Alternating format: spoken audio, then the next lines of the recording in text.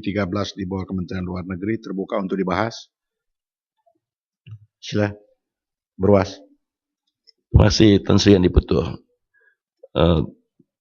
Saya ingin tahu daripada pihak kerajaan di bawah maksud B12 ini, kenapakah anggaran asal untuk Forum Ekonomi Islam Sedunia ke-8 ini hanya dianggarkan 450,000 sahaja. Tapi tambahan yang sekarang diperlukan ialah 9,47,400 ringgit. Kenapa jauh berbeza daripada anggaran asal? Kenapakah jumlah sebegitu banyak diperlukan sekarang sungguh pun tidak dianggarkan pada asalnya?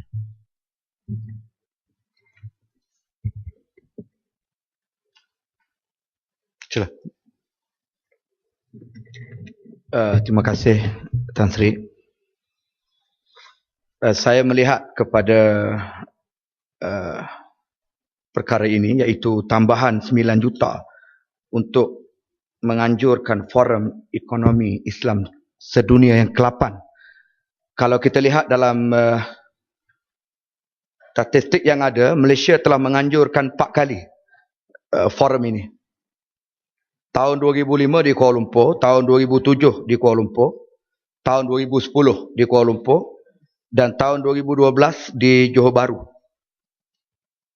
Dan forum ini ditubuhkan ekoran daripada forum perniagaan OIC kali pertama dan kali kedua pada tahun 2003 dan 2004. Isu yang berbangkit ialah, kalau dilihat kepada resolusi persidangan yang pertama, yang kedua, yang ketiga, yang keempat yang diadakan di Malaysia, saya mau bertanya tentang hasil. Kalau dilihat kepada persidangan yang pertama, persidangan itu adalah bertujuan untuk mewujudkan Islamic Free Trade Agreement yang akan membawa kepada mewujudkan Islamic Common Market. Jadi apakah hasil cadangan itu? Termasuk juga untuk menubuhkan Forum Ekonomi Islam Sedunia, UITM, International Center, yang ditempatkan di UTM Mara. Kemudian yang ketiga ialah mengadakan Economic Summit untuk fokus langkah-langkah praktikal di kalangan negara-negara umat Islam untuk meningkatkan pertumbuhan ekonomi di negara-negara umat Islam. Baik, itu dari sudut objektif yang telah ataupun resolusi yang telah dicapai dalam persidangan sebelum. Jadi apakah hasilnya daripada keseluruhan persidangan itu? Dan apa pula natijah keuntungan yang diperolehi daripada negara-negara umat Islam? Yang saya lihat rata-rata masih lagi berada dalam kelompok negara dunia ketiga. Termasuklah nasib negara dan umat Islam di seluruh dunia yang berada dalam konflik dan juga krisis yang berpanjangan sekarang ini, seperti di Palestin, di Rohingya, Syria, dan terbaru negara yang sedang mengalami pergolakan, iaitu Mesir. Itu yang pertama. Yang kedua, perbelanjaan sebanyak 9 juta bagi penganjuran Forum Ekonomi Islam Sedunia kali ke-8 ini. Keputusannya ialah dalam persidangan kali ke-7 di Astana di Kazakhstan pada tahun 2011. Seperti mana yang biasalah dipraktis dalam persidangan sebelum, di akhirnya resolusi untuk mengadakan persidangan berikut. Sepatutnya Malaysia telah mempunyai anggaran awal tentang kos yang membabitkan penganjuran, termasuklah logistik dan sebagainya. Tapi kenapa Kementerian Luar Negeri memerlukan peruntukan tambahan sebanyak 9 juta bagi penganjuran ini?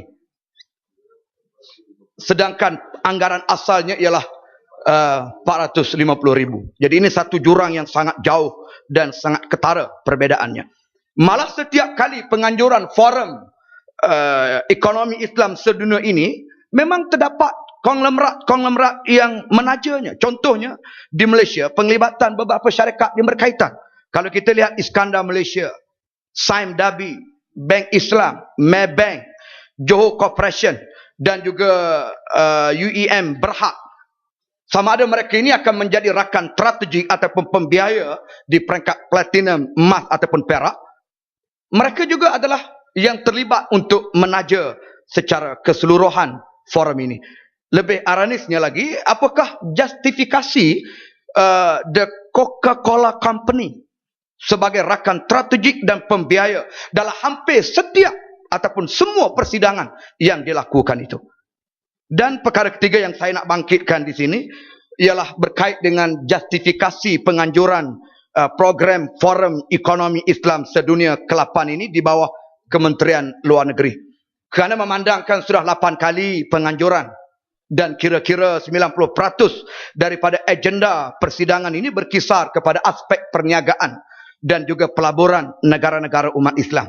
Jadi mengapa penganjuran program ini berada di bawah Kementerian Luar Negeri tetapi tidak dirojok ataupun tidak berada di bawah Kementerian Keuangan ataupun Jabatan Perdana Menteri. Walhal kalau kita lihat kepada 7 objektif dasar luar negara Malaysia, antara perkara yang penting adalah untuk menggalakkan soal keamanan, kestabilan di rantau ini dengan mengambil pendekatan penyelesaian konflik dan juga membentras kezaliman yang berlaku dan serta menjunjung undang-undang antarabangsa. Namun apakah langkah drastik kerajaan dalam isu-isu yang melibatkan nyawa, menyebabkan kedaulatan negara umat Islam yang lain seperti saya rujuk tadi Palestin, Mesir, Syria, Iraq dan juga umat Islam di Rohingya.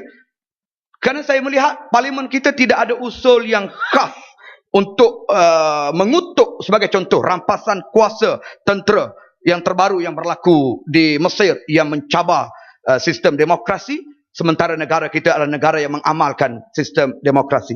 Saya sebetulnya telah mengemukakan ataupun menulis untuk mencadangkan satu usul kepada parlimen ini supaya kita membahaskan isu ini. Tetapi malangnya usul saya ditolak oleh pihak yang dipertua.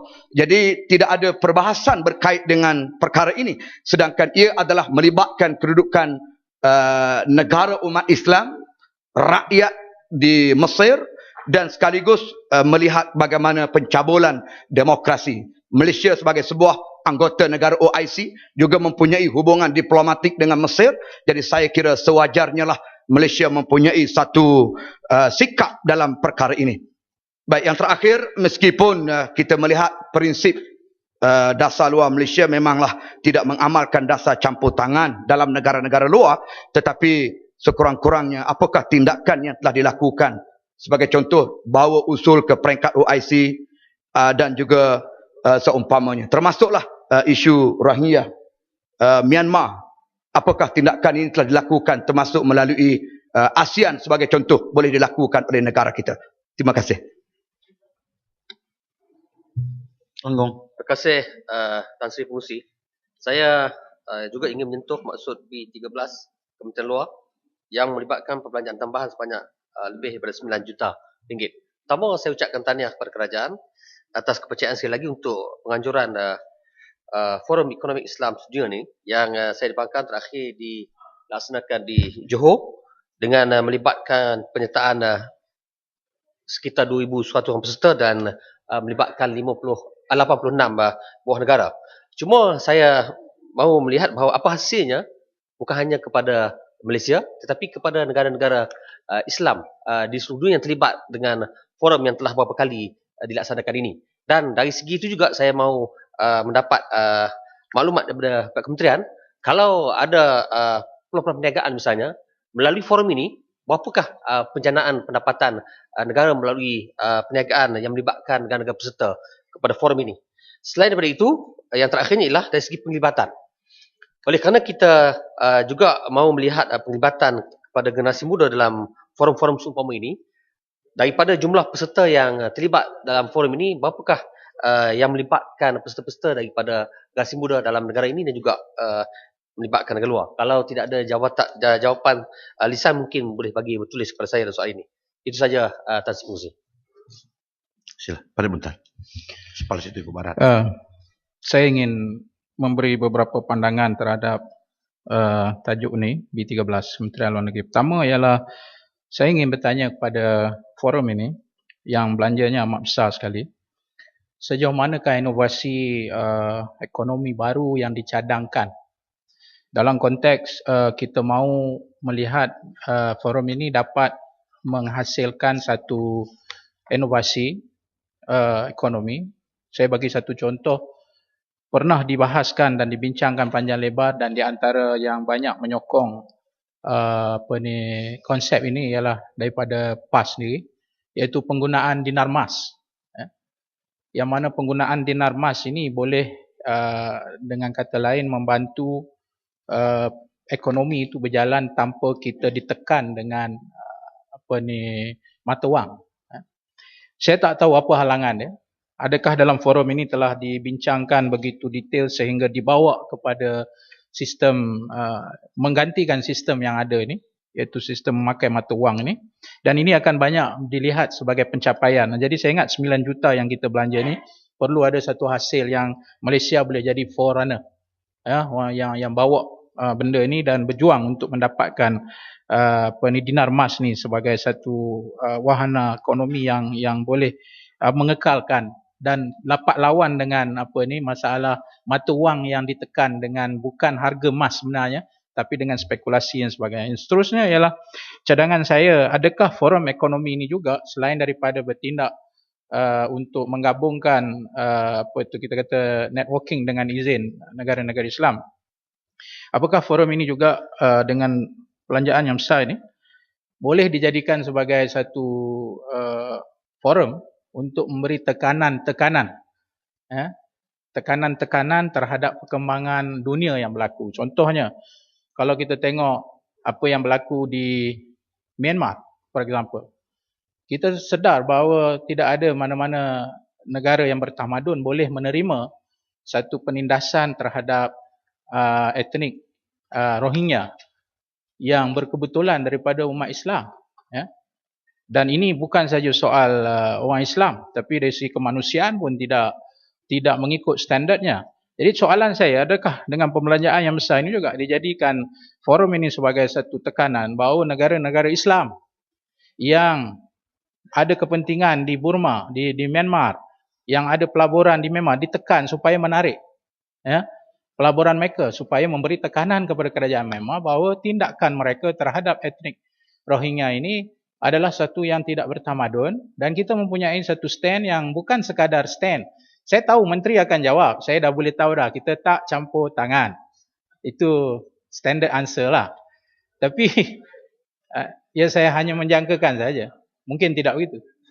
Mungkin kita ubah taktik.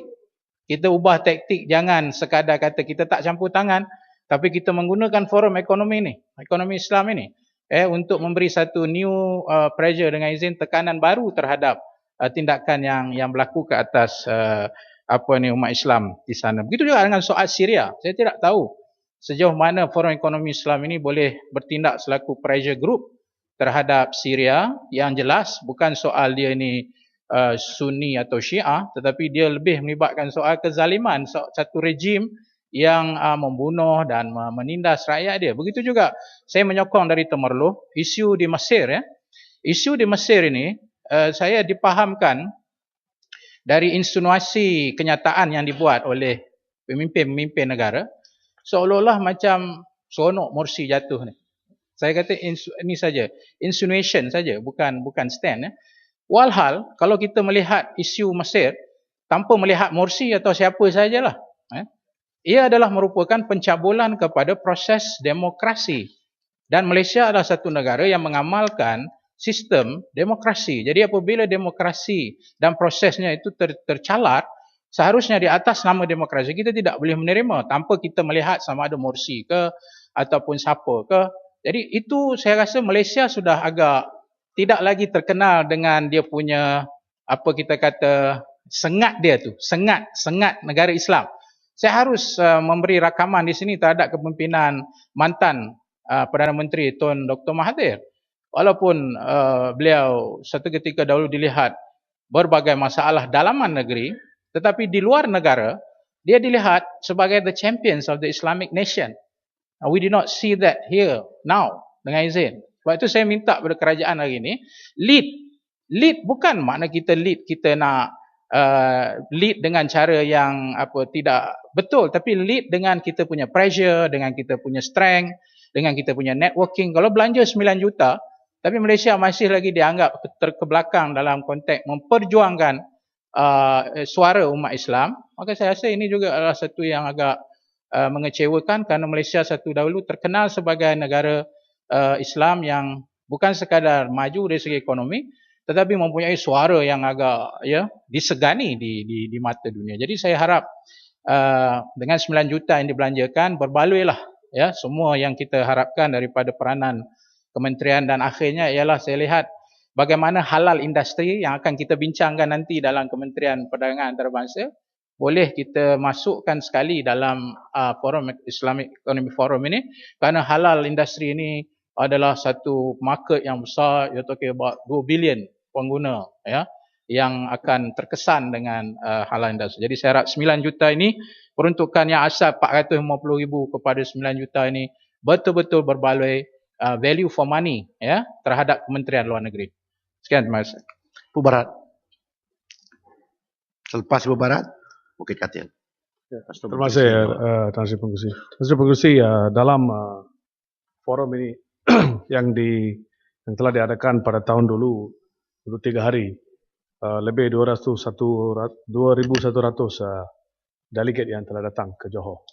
Dan satu di antaranya adalah orang yang paling tidak disukai oleh ramai human rights workers dalam mana-mana negara. Dia adalah Presiden Rajapaksa dari Sri Lanka, di mana dia pun telah diajak datang untuk ke forum ini.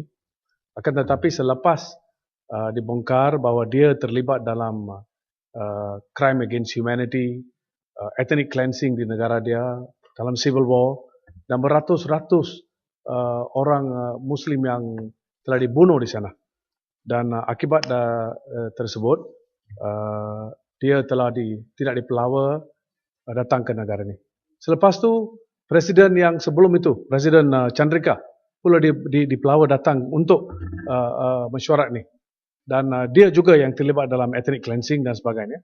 Maka selepas bantahan-bantahan, soalan saya adalah senang saja. Bukankah semua ini diketahui oleh kerajaan?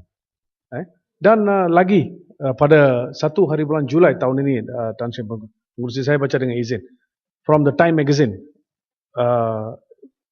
July 1st issue. This year in Sri Lanka, Buddhist nationalist groups with politicians in high-ranking official positions have gained prominence, and monks have helped orchestrated destruction of Muslim and Christian property, and hundreds were injured. Dan perkara ini bukan luar biasa. Ini tiap-tiap kali dah berjadi di Sri Lanka, di mana minority Tamil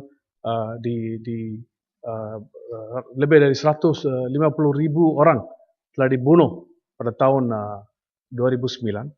Dan kita juga terlibat dalam Human Rights Council. Soalan yang kedua saya adalah, di mana adakah kerajaan memandangkan perkara-perkara yang berkaitan dengan yang telah berlaku di Sri Lanka, kerajaan boleh membuat satu pendirian untuk tidak menghadiri COGAM yang akan dianjurkan di sana di antara 15 hingga 17 November ini. Kerana Malaysia di 2 mesyuarat di Human Rights Council di mana kita menjadi anggota telah tidak menyokong Sri Lanka dan telah memberi sokongan kepada negara-negara yang condemn apa yang terjadi di Sri Lanka. Dan perbuatan yang berlaku dan berlarutan di Sri Lanka, satu yang kita tidak boleh kata cannot be interfered, kerana ada ratusan ribu juga pelarian di seluruh dunia, termasuk Malaysia, lebih dari 50,000. Dan yang akhir sekali, dengan apa yang terjadi di Sri Lanka yang berkaitan dengan kita, apakah tindakan atau apakah yang boleh dibuat oleh kerajaan untuk menolong proses orang-orang Muslim di Sri Lanka dan juga orang-orang Tamil yang terlibat dalam perbuatan ini. Terima kasih. Bukit Katil.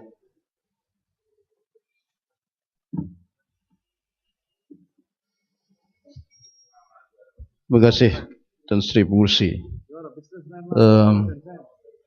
Saya turut mengambil bahagian dalam perbahasan mengenai B13.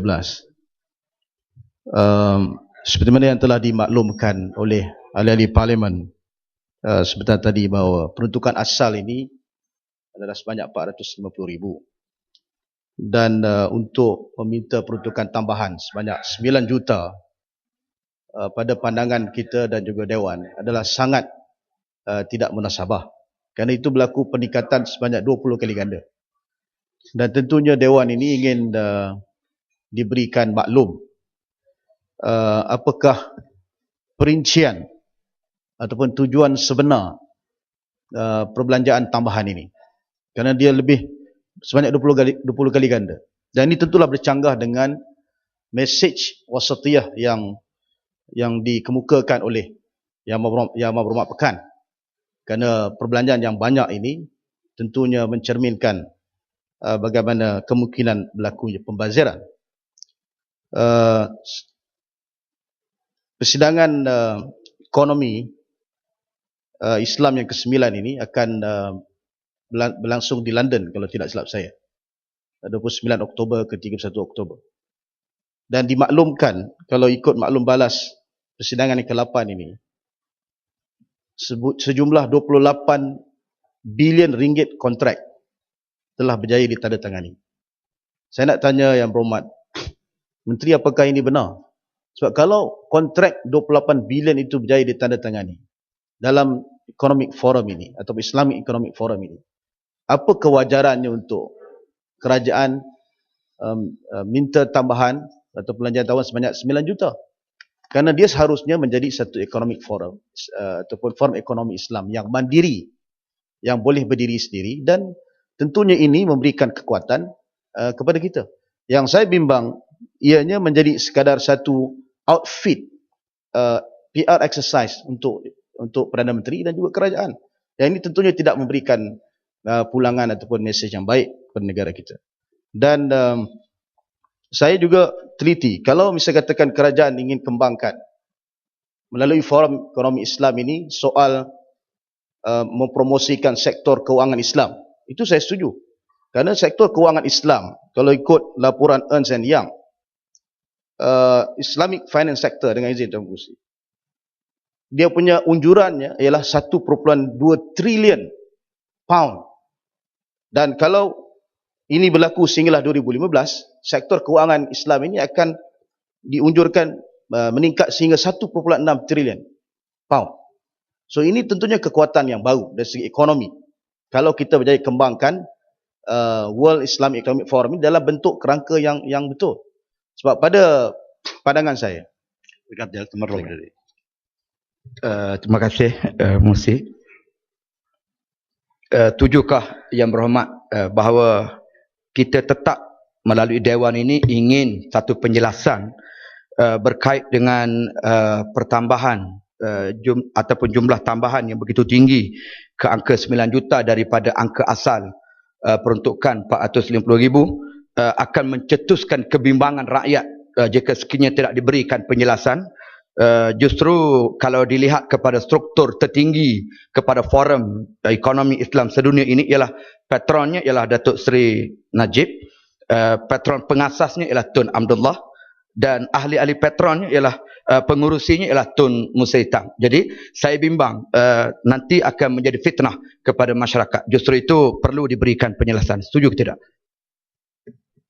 Saya setuju dengan pandangan itu dan sedikitkan sebahagian daripada ucapan saya. Cuma saya nak balik tentang soal apakah niat sebenar kerajaan dalam mempromosikan World Islamic Economic Forum ini. Kerana pada saya ianya harus dilakukan dengan jujur dan benar. Kalau katakan forum ini bertujuan untuk kemukakan pelaburan yang nampak, yang memberikan manfaat kepada ekonomi, maka sewajarnya dilakukan dengan sifat mandiri tadi. Kerana kalau 28 bilion boleh ditandatangani, apa perlunya perbelanjaan tambahan? Baik, yang terakhirnya Tan Sri Pengerusi, tentunya bila jumlah yang banyak ini dikeluarkan, ahli Dewan perlu ketahui apakah ia memberikan manfaat kepada mungkin sebahagian besar rakyat Malaysia. Apakah ada pekerjaan-pekerjaan baru dapat dijana daripada World Islamic Economic Forum ini? Dan apakah selepas ini akan ada satu pandangan-pandangan yang lebih progresif, misalnya kita memperkasa semula sistem institusi zakat dalam kerangka ekonomi itu. Dan ini tentunya akan memberikan manfaat yang baik kepada rakyat. Dan sewajarnya lah 9 juta itu diberikan penjelasan yang detail, yang teliti, agar ia tidak membebankan anggaran atau belanjawan negara. Terima kasih. Betul kawan. Tan Sri, betul. Betul kawan. Terima kasih Tan Sri.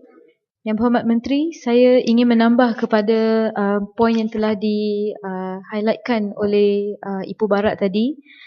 Saya tak tahu kalau Menteri tahu, pada tahun 1976, negara Malaysia telah menarik diri dari pageant Miss World bersama dengan 8 negara yang lain menentang sistem apartheid di South Africa, di mana negara South Africa telah menghantar seorang pageant yang berkulit hitam dan seorang pageant berkulit putih. Yang itu tahun 1976. Dewasa ini kita nampak terang-terang di negara Sri Lanka kegiatan dengan izin crimes against humanity, bukan sahaja menentang kaum Tamilians di Sri Lanka, malah kaum yang beragama Islam, Kristian juga kini menjadi target rejim di Sri Lanka. Dan baru-baru ini dengan mengulas apa yang Ibu Barat berkata, pada masa kerusuhan menentang warga yang beragama Islam di Sri Lanka, dengan izin there was a ruling to close down all the shops that had the halal logo on it.